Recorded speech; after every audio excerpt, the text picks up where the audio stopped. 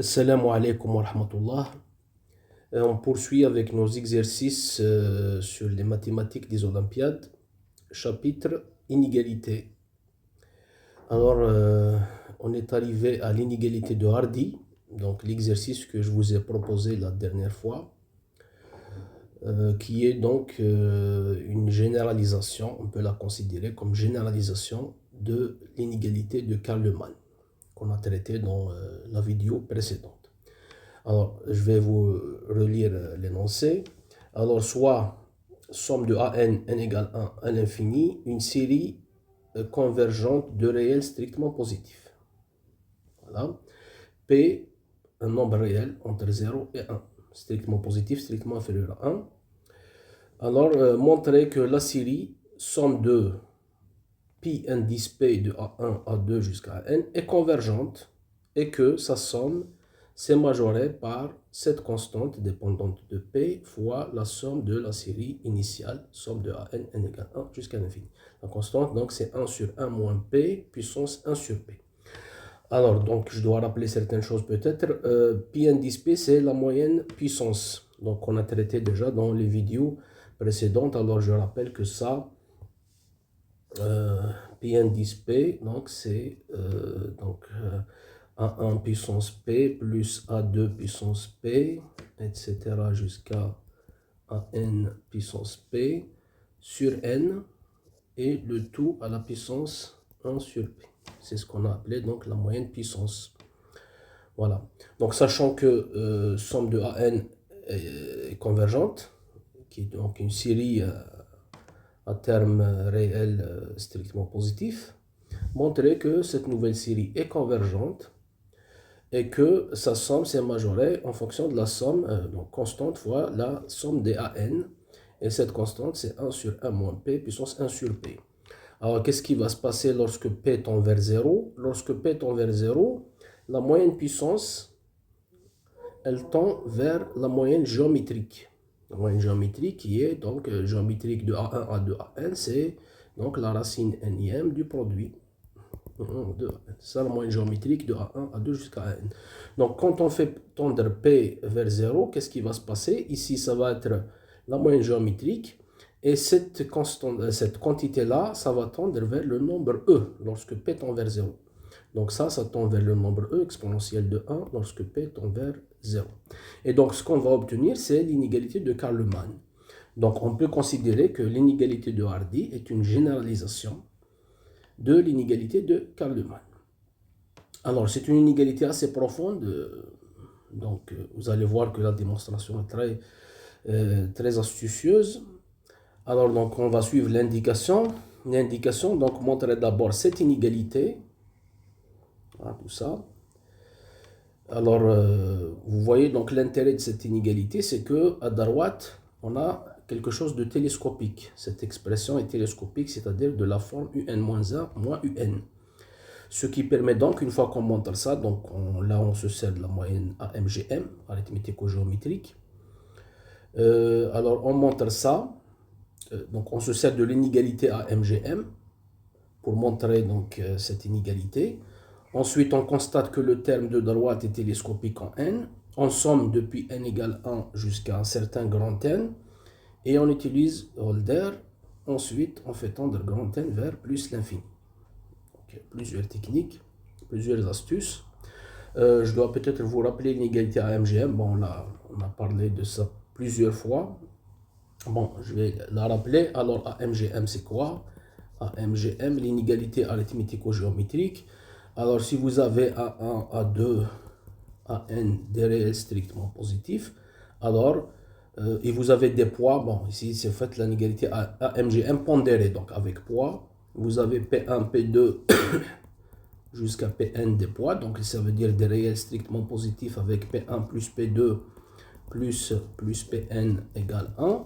Alors, l'inégalité arithmético-géométrique pondérée, donc avec ses poids, c'est G, P1, P2, Pn, 2 A1, A2, AN, inférieur ou égal à A. Alors ça c'est géométrique pondéré à gauche et à droite c'est arithmétique pondéré. Bon. on va expliciter Pn de A1, A2, An. Alors, qu'est-ce que ça veut dire ça? Moyenne géométrique pondérée, ça c'est A1 puissance P1, A2 puissance P2, etc. jusqu'à AN puissance Pn. Et la moyenne arithmétique pondérée, c'est P1A1 plus P2A2, etc. plus jusqu'à Pn AN. Voilà. Voilà donc ce qu'il faut utiliser pour démontrer l'inégalité de l'indication. Bon, donc je vais passer à vous donner donc la solution détaillée. Je vais effacer tout ça. Alors, on passe à donner donc la solution détaillée de cet exercice. Bon, je vais démontrer cette inégalité pour n supérieur ou égal à 1.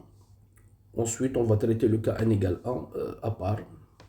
Donc, pour n supérieur ou égal à 1, ou bien soit n donc supérieur ou égal à 2, en entier, et le fixer. Et donc, je vais démontrer cette inégalité de l'indication pour cet entier n. Alors, on a un entier quelconque arbitraire. Avant tout, il faut exprimer, donc là vous voyez dans l'inégalité, je vais exprimer an puissance p en fonction de Pn 10p de A1 à n-1 et Pn 10p de A1 à n. C'est la première idée, donc c'est d'exprimer donc an puissance p en fonction de Pn 10p de A1 à n-1 et Pn 10p de A1 à 2 à n. Donc on a an puissance p, je peux l'écrire sous la forme, alors A1 puissance p plus A2 puissance p plus jusqu'à an puissance p, moins A1 puissance p plus A2 puissance p plus jusqu'à an-1 puissance p. C'est clair. Ensuite, ça, maintenant je m'approche de la moyenne puissance. Je n'ai qu'à diviser par n et multiplier par n. Bon. Ça, on peut l'écrire donc n fois donc A1 puissance p plus A2 puissance p plus an puissance p sur n. Et là, je vais faire la même chose. Là, je vais faire sortir n-1 par A1 puissance p plus A2 puissance p plus jusqu'à an-1 puissance p sur n-1. Voilà. Maintenant, ça, ce n'est rien d'autre que Pn 10p de A1, A2, AN, donc puissance p. Et ça, donc c'est pi indice p de A1, A2, AN-1 puissance p. Voilà.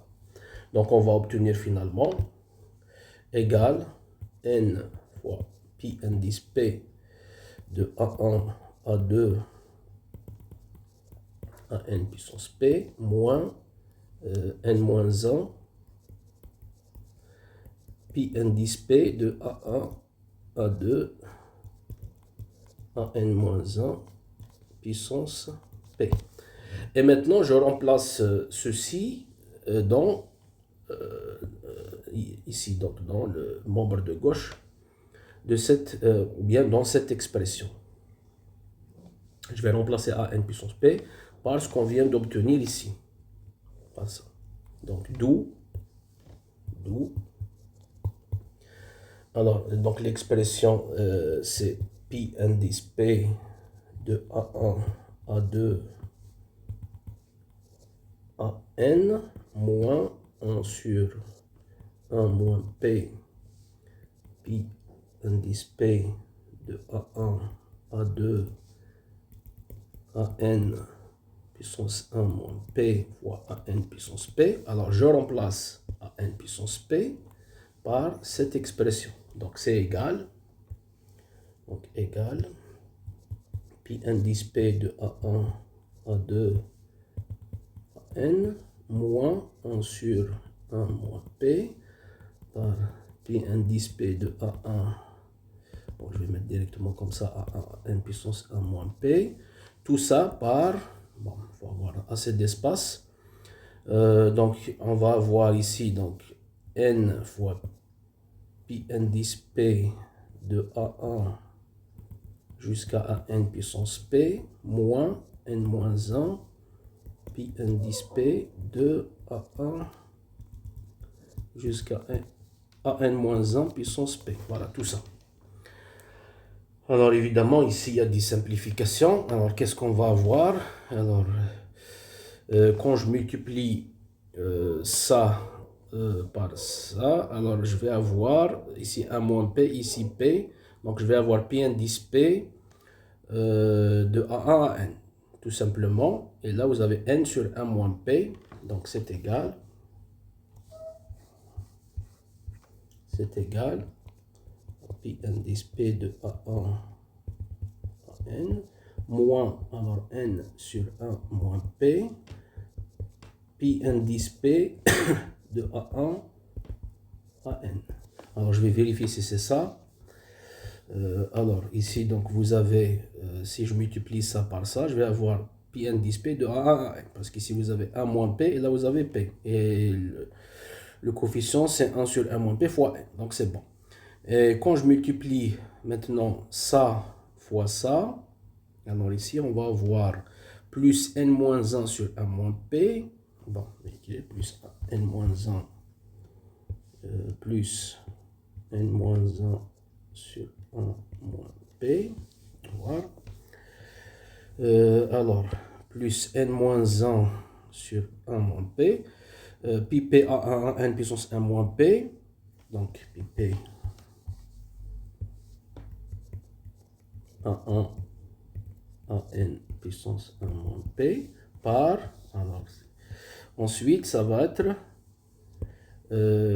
donc on est là, donc ça, et ça aussi, donc pi p à 1 à n moins 1 puissance p. Donc, p à 1 à n moins 1 puissance p. Voilà. Ensuite, une fois qu'on arrive là, bon, je peux encore simplifier ça. Alors, qu'est-ce qu'on va avoir? 1 moins n. Bon, je ne vais pas le simplifier pour le moment, je vais le garder. Donc, ici, maintenant, je vais utiliser l'inégalité AMGM. Alors, cette expression-là, on peut voir, puisque la somme de ces exposants, c'est 1, on peut le considérer comme des poids. Donc ça, en fait, c'est la moyenne géométrique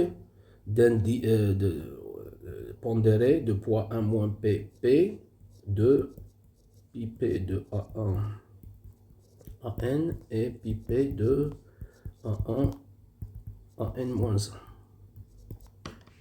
Voilà. Et donc, si j'utilise l'inégalité AMGM, ça c'est majoré par la moyenne arithmétique pondérée avec les mêmes poids, donc 1 moins pp de, alors, pi p de A1 à n et p de A1 à n moins 1. Voilà.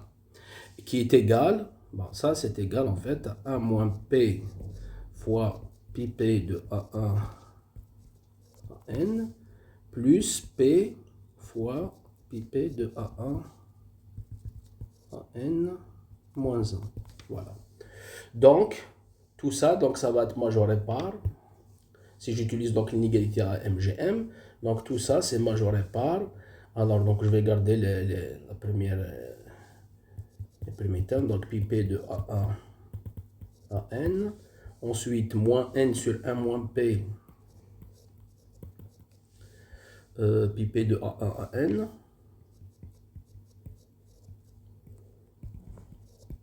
ensuite plus n-1 sur 1 moins p, plus n-1 sur 1 moins p, par cette expression, qu'on vient de trouver, par donc,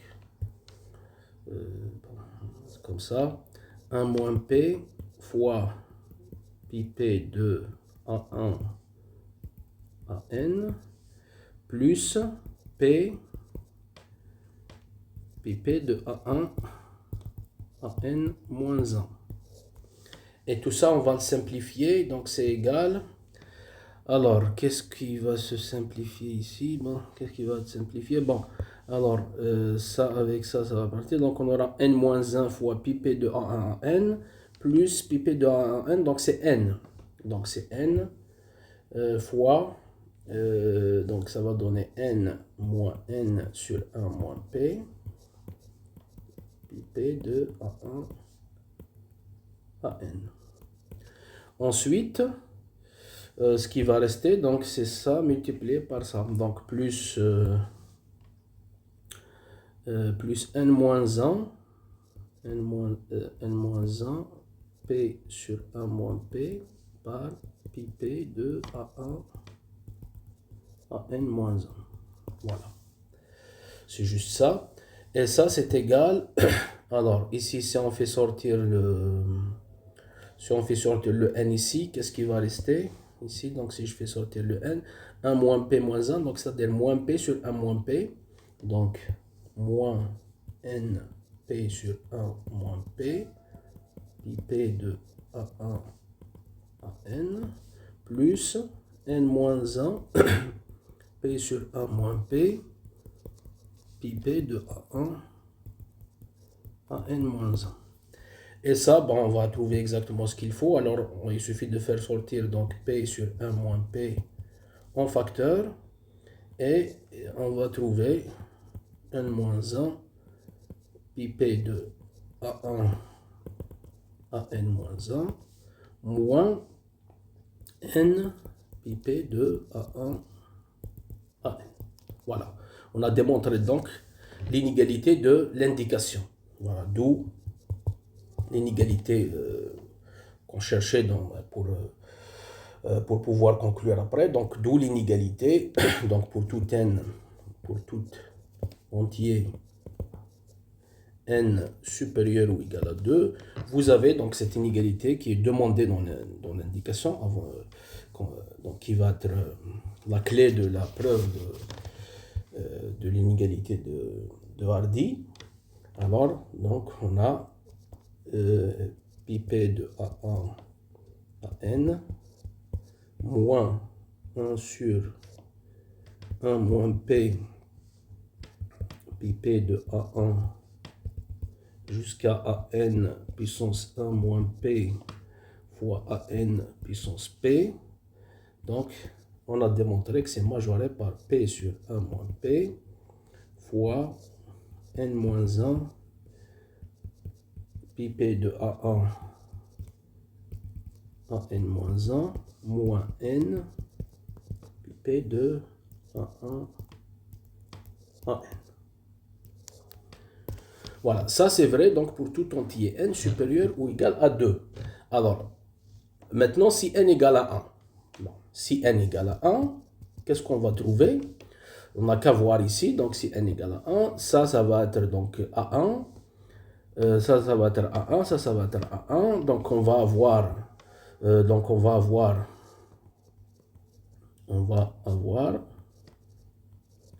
le membre de droite, donc le membre de droite, le membre de gauche plutôt, le membre de gauche, c'est égal, alors ici donc ça va être A1, là ça va être A1, là ça va être A1, donc 1 moins 1 sur 1 moins P, A1 qui est égal, alors moins P sur 1 moins P, A1. Le membre de droite, son problème, c'est que ça, c'est pas bien défini en n égale 1. Parce que vous allez avoir pi P de A1 jusqu'à A0. Bon, A0, il n'y a même pas le A0. Donc ici, c'est pi P de l'ensemble vide, en fait. C'est la moyenne puissance de l'ensemble vide. Ça, c'est pas défini. Mais on va voir ce que ça donne si je suppose que ça égale 0. Donc, en supposant, ou bien en posant par convention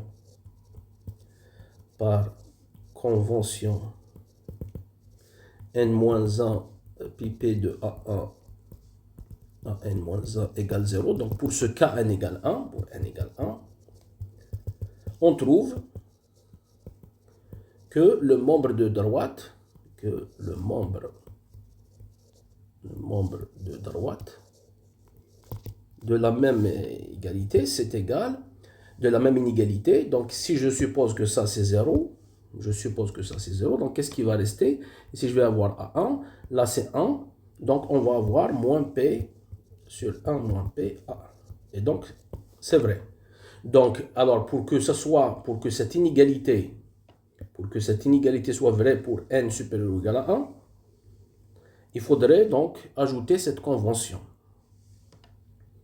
Donc en ajoutant cette convention, cette inégalité va être vraie pour n égale 1. Voilà. Donc, bon, je vais l'écrire quand même. En ajoutant donc la convention,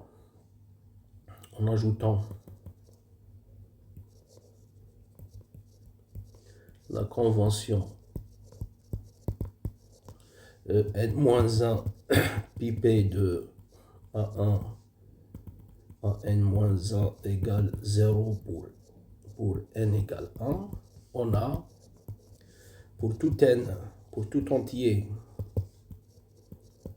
n supérieur ou égal à 1, on a la même inégalité. Donc, pi indice p de A1 à 2 jusqu'à AN moins 1 sur 1 moins p pi indice p de A1 jusqu'à AN puissance 1 moins p à n puissance p, c'est majoré par p sur 1 moins p. Et là, vous avez quelque chose de télescopique. C'est là que c'est pour ça que c'est intéressant. A1 à n moins 1 moins n fois... vous avez quelque chose de télescopique en n. On constate que ça c'est de la forme un moins 1 moins un. Voilà, un moins 1 moins un. Et donc, si je somme maintenant, donc on somme depuis, on va suivre l'indication. L'indication nous dit, une fois que vous avez ça, vous sommez depuis n égale 1 jusqu'à un certain n dont n étoile. Donc, en sommant les deux membres de cette inégalité, depuis n égale 1 jusqu'à un certain grand N dans n étoile, on trouve, puisque le terme de droite est télescopique, donc qu'est-ce qui va rester? Bon, je commence par la sommation de gauche, donc on va avoir somme de pi p de A1 à n, n égale 1 jusqu'à grand N, moins 1 sur 1 moins p, somme de n égale 1 jusqu'à grand N, pi p de A1 à n puissance 1 moins p à n puissance p. Voilà. Inférieur ou égal. Alors là, il faut tenir compte du fait que ça, c'est télescopique. Donc si je somme depuis n égale 1 jusqu'à grand N, j'aurai la valeur de cette expression n égale 1, qui est 0 par convention, et moins la valeur de cette expression en n égale grand N. Et donc je vais avoir inférieur ou égal à, donc ici je vais avoir 0 moins, alors ça va être 0 moins grand N fois ça. Donc je vais avoir moins, je vais avoir P fois sur 1 moins P fois moins grand N pi P de A1 jusqu'à A grand N. Voilà ce que je vais avoir. Parce que la somme est télescopique. Donc ce qui va rester, je le répète, c'est la valeur de cette expression n égale 1, qui est 0, moins la valeur de cette expression en n égale grand N. Et donc, on va avoir exactement ça. Et là, il se passe quelque chose d'assez magique, c'est que je n'ai pas besoin de connaître ça. On voit il suffit juste de remarquer que ça, c'est majoré par 0. C'est négatif. C'est tout. Juste en constatant que ça, c'est négatif, ça va marcher. Mais en réalité, cette expression-là va tendre vers 0 lorsque grand N tend vers l'infini. Et ça, c'est pas évident à démontrer. On peut démontrer, mais c'est pas évident. Que ça tend vers 0 lorsque grand N tend vers l'infini. Mais on n'a pas besoin de ça. On a besoin juste de constater que c'est négatif. On a besoin juste de constater que c'est négatif. Donc, si je constate que c'est négatif, donc je mets ça de l'autre côté. Et je vais avoir une inégalité intéressante. Bon, on continue. D'où, donc ça c'est négatif. Donc finalement, donc j'ai ça, c'est majoré par ça. Donc d'où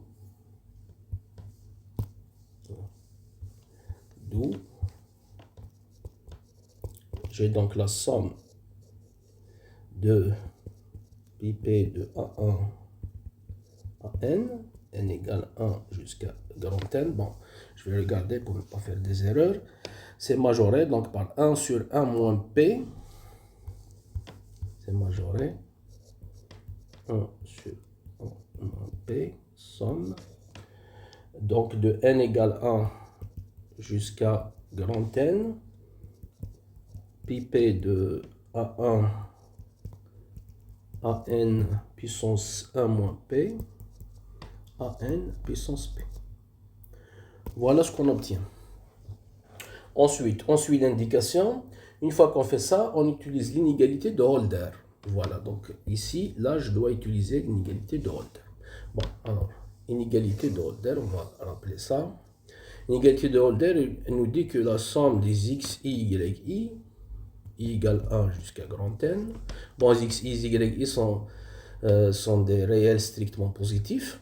Alors, vous avez ça, c'est majoré par somme des x, i puissance alpha égale 1 jusqu'à n, multiplié par la somme des y puissance bêta égale 1 jusqu'à n, avec alpha bêta, c'est des réels strictement positifs qui vérifient 1 sur alpha plus 1 sur bêta égale 1. C'est ça l'inégalité de Holder. Donc ici, bien sûr, les x et les y sont des réels strictement positifs. Si vous avez donc des réels strictement positifs, alors vous avez la somme des produits x, y, i égale 1 jusqu'à grand N, c'est majoré par la somme des x puissance alpha. Donc vous choisissez alpha et bêta tel que 1 sur alpha plus 1 sur bêta égale 1. Donc alpha et bêta strictement positif. Alors vous avez cette inégalité qu'on appelle inégalité de Holder. Voilà. Alors ici, on va l'utiliser pour cette somme. Donc voilà les xi. Voilà les yi. Bon, si vous voulez les xn. Ça c'est les xn. Ça, c'est les yn. Alors, le alpha, ça va être quoi dans notre cas? Alpha, ça va être 1 sur 1, 1 sur 1 moins P. Et bêta, ça va être 1 sur P. Et vous voyez bien que 1 sur alpha plus 1 sur bêta, ça va donner 1. Donc, voilà les xn. On va mettre ça xn. Ça, c'est yn. Le alpha, c'est ça. Et le bêta, c'est ça. Donc, par Holder, tout ça, donc on continue. D'après l'inégalité de Holder, alors qu'est-ce qu'on obtient? On obtient, c'est majoré par, bon, donc 1 sur 1 moins P. Alors, somme des xn puissance alpha. Donc ici, si vous regardez tout ça, puissance alpha. Donc ça va donner somme de pi p à 1 à n, tout simplement. 1 à n. N égale 1 jusqu'à grand N, fois, ensuite, somme des yn puissance bêta, on va voir, yn puissance bêta, donc c'est la somme des an, tout simplement, donc somme des an, n égale 1 jusqu'à grand N. Voilà, ça c'est donc l'inégalité de Holder. Alors ensuite,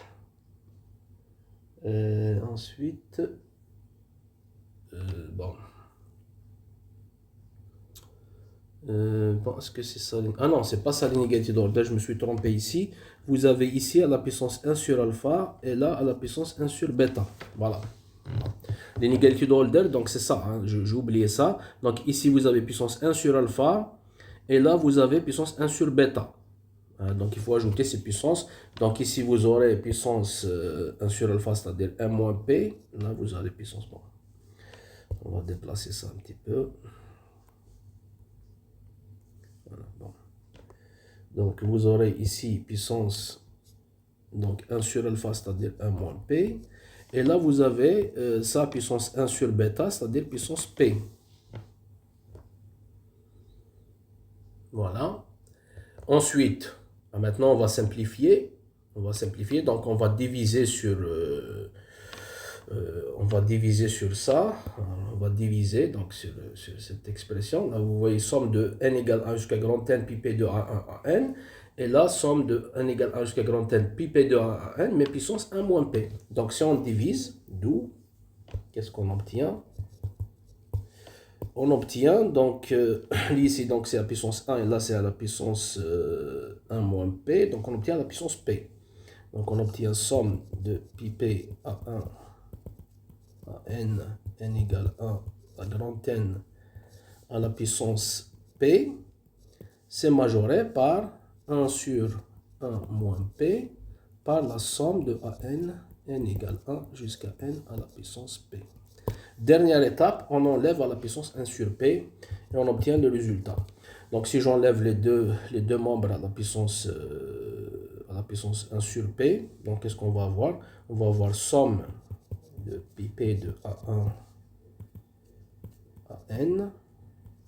Voilà. N égale 1 jusqu'à grand N, c'est majoré par 1 sur 1 moins p puissance 1 sur p par la somme de n égale 1 jusqu'à grand N. Et finalement, bon, c'est évident après, c'est n tend vers l'infini, donc donne le résultat, c'est-à-dire somme de pi p de a1 à n égale 1 jusqu'à, donc ici jusqu'à plus l'infini, majoré par 1 sur 1 moins p puissance 1 sur p, somme de n égale 1 jusqu'à plus l'infini. Et voilà donc l'inégalité de Hardy démontrée. Bon, dans la littérature mathématique, on trouve l'inégalité de Hardy sous une autre forme, bon, qui est assez proche. Ici, donc, la forme que j'ai mis dans cet exercice, c'est juste pour s'approcher de l'inégalité de Karlmann. C'est pour dire que c'est une généralisation de l'inégalité de Karlmann. Si je fais tendre P vers 0, vu que la moyenne puissance pi indice P tend vers la moyenne géométrique, comme P tend vers 0, donc on obtient l'inégalité de Karlmann. Mais dans la littérature mathématique, souvent on trouve l'inégalité de Hardy sous une autre forme. Alors je vais vous donner cette forme-là. Voilà. Généralement, on la trouve sous l'une de ces deux formes-là. Donc, vous avez ici version discrète et la version continue. Alors, version discrète, vous avez donc P supérieur strictement 1. Xn, c'est une suite de nombres réels positifs. Bon, on peut mettre strictement positif. Alors, on a cette somme-là. Donc, ici, vous avez x1 plus x2 plus xn sur n, la moyenne arithmétique, puissance P, majorée par P sur P moins 1 puissance P, par la somme de xn puissance P, n égale 1 jusqu'à plus infini. Évidemment, lorsque cette série est divergente, le résultat est trivial et banal. Donc, le cas intéressant, c'est lorsque cette série est convergente. Ça, c'est la version discrète. Version continue, donc vous remplacez somme discrète par l'intégrale. P supérieur strictement 1, f une fonction de 0 plus infini à 0 plus infini, donc fonction positive et mesurable. Alors, vous avez l'intégrale de 0 à plus infini, 1 sur x intégrale 0 à x ft dt, donc ça c'est la moyenne de f sur l'intervalle 0x, le tout à la puissance p, donc vous voyez la moyenne ici continue, là c'est la moyenne discrète, majorée par p sur p moins 1 puissance p, donc c'est la même constante dépendante de p, fois l'intégrale 0 à plus infini fx puissance p dx, c'est naturel. Alors maintenant, le lien entre la version qu'on a démontrée et la version discrète, on va donner ce lien. Alors nous, qu'est-ce qu'on a? Alors, je vais le donner rapidement. Si on compare, nous on a somme de moyenne puissance, donc A1 à n égale 1 jusqu'à grand N, c'est majoré par 1 sur 1 moins P, puissance 1 sur P, somme de AN. Voilà ce qu'on a démontré. Les conditions, bon, vous avez P, notre paramètre P c'est entre 0 et 1. Bon, c'est tout. Bon, vous avez les AI strictement positifs. Alors, comment ça ramener de notre version vers cette version qui est la plus courante, qu'on trouve donc dans la littérature mathématique, qu'on utilise par exemple en analyse fonctionnelle, surtout la version continue. Alors le passage n'est pas très difficile, il suffit juste de voir, bon, ça en fait c'est quoi? C'est somme de A1 puissance P plus jusqu'à AN puissance P sur N, le tout à la puissance 1 sur P, bon, comme ça pour que ce soit clair, non ici c'est un infini, hein. Plus l'infini, majoré par, bon, on va mettre ça. Alors qu'est-ce qu'on fait pour avoir la version pour passer donc de notre version à cette version qui est la plus courante? Alors il suffit de poser, prendre xn égale an puissance p et prendre q égale 1 sur p. Donc comme notre paramètre p est entre 0 et 1, donc q ça va être supérieur à 1. Alors ça permet de faire de passer de notre version à cette version courante. Alors on va vérifier ça rapidement. Alors si on fait ça, donc qu'est-ce qu'on va avoir? On va avoir somme de x1 plus etc. plus xn sur n. 1 sur p, donc ça va devenir q, n égale 1 à l'infini, c'est inférieur ou égal. Et là je fais mon changement de paramètre, donc je remplace p par 1 sur q, donc 1 sur 1 moins 1 sur q, puissance, donc 1 sur p ça devient q, et ça c'est q sur q moins 1 puissance q. Donc on obtient q sur q moins 1 puissance q par la somme. Alors les AN, donc on voit ici que c'est xn puissance 1 sur p, mais 1 sur p c'est q, donc xn puissance q. Voilà. Et on obtient donc la version courante sur, de l'inégalité de Hardy. Bon. Je vais m'arrêter là. Alors, probablement, je ferai une autre vidéo sur l'inégalité de Hardy pour donner une démonstration plus naturelle. Parce que là, quand même, c'est une preuve un peu artificielle. On a suivi l'indication, mais c'est pas évident on est guidé par l'indication. Donc, j'aimerais bien donner donc une autre démonstration plus naturelle. Donc probablement on va démontrer donc la version continue. Ensuite on va prendre une fonction en escalier, bon, des choses comme ça pour avoir la version discrète. Voilà, donc je m'arrête là. Portez-vous bien et à bientôt.